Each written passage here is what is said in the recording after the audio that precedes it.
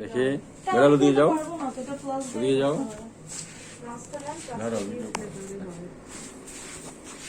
বিসমিল্লাহ। আল্লাহ।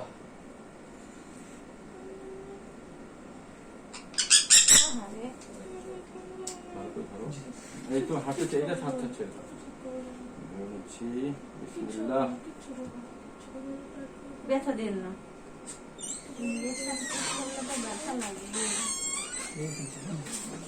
অনেক ভালো, কিচ্ছু করবে না। ঘুরে ঘুরে পড়ে যাবে। অনেক ভালো, কিচ্ছু করবে না। ঘুরে যাবে। ঘুরে গেলে আমরা নিয়ে যাবো। যে দিয়ে দিছে না, দিয়ে দিচ্ছি।